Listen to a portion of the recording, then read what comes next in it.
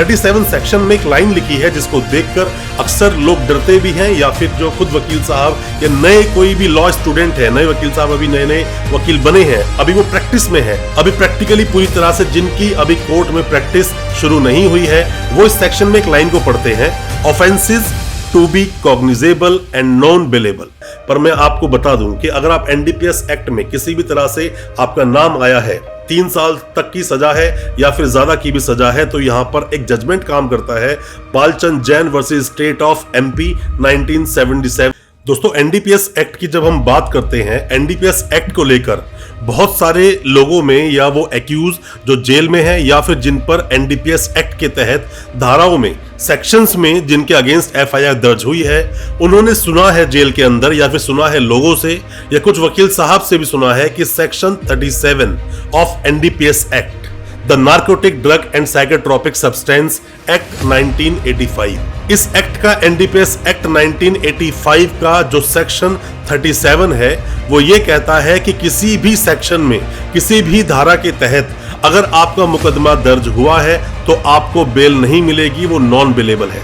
ये धारणा है सभी लोगों में, पर अगर देखा जाए कुछ जजमेंट्स की अगर हम बात करें तो वो मिसलीडिंग बोलते हैं इस सेक्शन को, कि मिसलीड करता है, मिसलीडिंग तरीके से आपको पता चलता है कि यहां पर बेल मिलेगी या नहीं मिलेगी। ऐसे कई सारे जजमेंट्स पर आज हम बात करेंगे और कई सारे ऐसे सेक्शंस की भी बात करेंगे जिनमें आपको बेल नहीं मिलेगी और किन में बेल मिल जाएगी, या फिर जो एनडीपीएस एक्ट है 1985 का, क्या इसमें एंटीसिपेटरी बेल का प्रावधान है या नहीं, और साथ ही जो अमेंडमेंट आया 1989 का वो क्या कहता है। एनडीपीएस एक्ट का जो सेक्शन है 37, आज उसके बारे में कुछ हद तक डिटेल में बात करेंगे। ज्यादा कुछ जानने के लिए एनडीपीएस एक्ट 1985 सेक्शन 37 को दोस्तों बने रहिए हमारे इस वीडियो के साथ। नमस्कार दोस्तों, स्वागत करता हूं आप सभी का अपने इस यूट्यूब चैनल पर जिसका नाम है फाइट फॉर ट्रू। मेरा नाम है वीरेंद्र वर्मा। जैसा आप सभी जानते हैं, हम इसी तरह की लीगल अवेयरनेस की वीडियोस आपके लेकर आते हैं और आपको बनाते हैं कानूनी जानकार। दोस्तों, एनडीपीएस एक्ट 1985,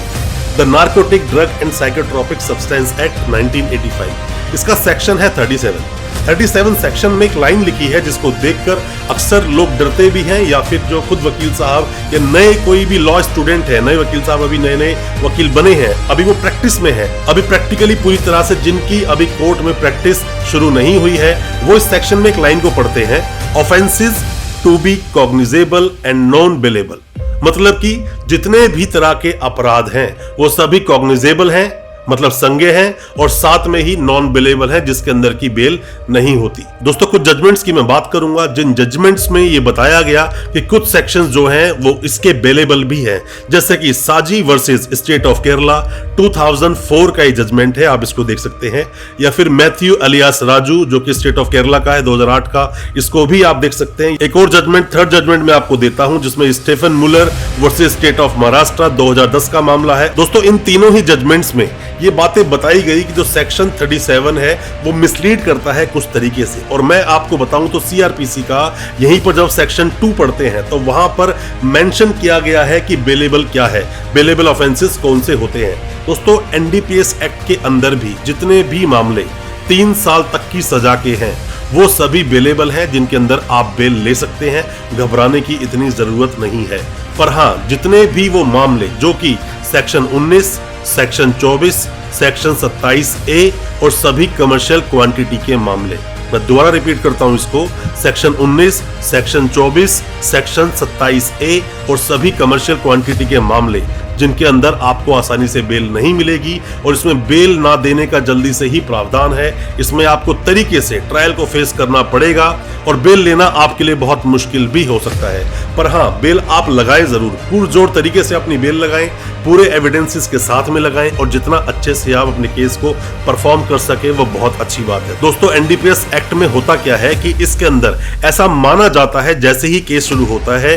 कि जिसके ऊपर वो केस दर्ज हुआ, मतलब जो एक्यूज है उसने वो गुनाह किया ही है। जैसे कि नॉर्मल अवधारणा क्या है हमारे देश के कानून की, बोलते हैं an accused is innocent until proven guilty, guilty, पर यहां पर थोड़ा उल्टा है, बोलते हैं an accused is accused until proven non guilty, मतलब कि यहां पर एक्यूज को एक्यूज ही माना जाएगा, बाकी वो केस लड़ेगा और केस के लड़ते लड़ते आगे जाकर जब एविडेंस पर गाड़ी आती है, आपके वकील साहब ने कितने अच्छे से उस केस को प्रेजेंट किया है वो सब मैटर करता है। अगर आपके वकील साहब ने बहुत अच्छे से आपके केस को प्रेजेंट किया तो मेरा मानना है कि आपको बेल भी मिलेगी, आप केस से बरी भी होंगे और हो सकता है कि आपके पास कुछ ऐसे एविडेंसेस निकल जाए कि आप डिस्चार्ज ही हो जाए। और दोस्तों यहीं पर सेक्शन 29 ऑफ एनडीपीएस एक्ट ये बहुत सारी एफआईआर में आपको देखने को मिलेगा। इसका मतलब सिर्फ इतना सा है कि जब जिसको पकड़ा गया, मतलब जो एक्यूज था जिसके पास से सामान बरामद हुआ, उसने जो डिस्क्लोज किए कुछ नाम डिस्क्लोजर स्टेटमेंट के अंदर, जितने भी लोगों के नाम लिए वहां पर 29 सेक्शन पिक्चर में आ जाता है और जिसको भी उस एक एफआईआर के उस एक कंप्लेंट के तहत पकड़ा जाता है उन सभी पर वो सभी सेक्शंस लगा दिए जाते हैं जो सेक्शन किसी एक पर लगते हैं। अब बात करते हैं क्या एनडीपीएस एक्ट में एंटीसिपेटरी बेल का भी प्रावधान है, क्या आप बेल ले सकते हैं? दोस्तों एंटीसिपेटरी बेल लेना, अगर हम बात करें SC/ST एक्ट की बात करें तो वहां एंटीसिपेटरी का कोई भी प्रावधान नहीं है, सेक्शन 18 यही बोलता है। पर मैं आपको बता दूं कि अगर आप एनडीपीएस एक्ट में किसी भी तरह से आपका नाम आया है, 3 साल तक की सजा है या फिर ज्यादा की भी सजा है, तो यहां पर एक जजमेंट काम करता है, Balchand Jain versus state of MP 1977, जो कहता है कि आप एंटीसिपेटरी बेल बिल्कुल ले सकते हैं। एंटीसिपेटरी बेल आपको फाइल करनी भी चाहिए अगर आपको लगता है कि आपके ऊपर जो केस लगा है वो बेबुनियाद है और आपने ऐसा कुछ नहीं किया है, आप इनोसेंट हैं, तो आपको एंटीसिपेटरी बेल का सहारा जरूर लेना चाहिए। बेल लेना थोड़ा मुश्किल जरूर हो सकता है बट इम्पॉसिबल बिल्कुल नहीं है कि आप बेल लगा नहीं सकते, बेल आपको लगानी ही चाहिए। दोस्तों जैसा कि मैंने आपको बताया कि एनडीपीएस एक्ट का सेक्शन 37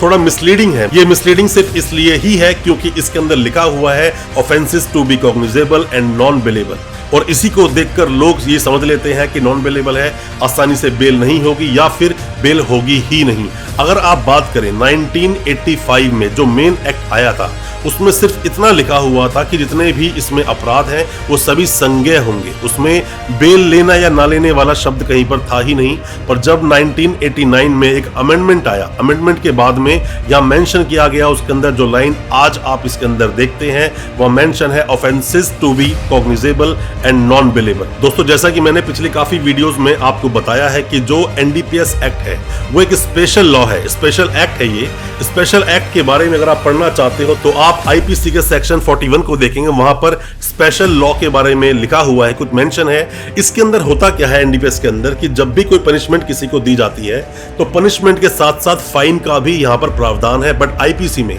बहुत सारे जो सजाएं दी जाती हैं वो सिर्फ सजा दी जाती है, वहां पर पनिशमेंट के साथ साथ फाइन भी लगाया जाए ऐसा मैंडेट प्रोविजन नहीं होता है। प्रिजम्पशन की हम बात करें तो यहाँ पर यही माना जाता है कि जिसके पास से कुछ भी सामान बरामद हुआ वही एक्यूज है। अब उसको अपनी इनोसेंसी प्रूफ करनी होती है जो कि एक बहुत ही मुश्किल टास्क बन जाती है। और फिर से वही के 1924, 27A और कमर्शियल क्वांटिटी के जो मामले होते हैं वो सीरियस नेचर के, बहुत ही ज्यादा सीरियस नेचर के मामले बन जाते हैं, जिसमें बेल लेना खुद एक टेक्निकलिटी हो जाती है। किस तरह से टेक्निकली केस को आप फाइट करेंगे, क्योंकि जब किसी को पकड़ा जाता है तो उसके अंदर सेक्शन 50 और सेक्शन 42 का किस तरह से यूज किया गया, किस तरह से उसका कंप्लायंस किए गए, ये सब चीजें भी बहुत जरूरी है देखने के लिए। बट 37 सेक्शन को देखकर एनडीपीएस के आप ये बिल्कुल ना समझें कि बेल बिल्कुल नहीं हो सकती और सभी सेक्शन इसके अंदर नॉन बेलेबल है। दोस्तों कोई भी किसी भी तरह के सवाल हैं आपके दिल में एनडीपीएस एक्ट को लेकर या एनडीपीएस के बारे में कोई भी सवाल आप पूछना चाहते हैं या क्रिमिनल केस फिर कोई भी हो,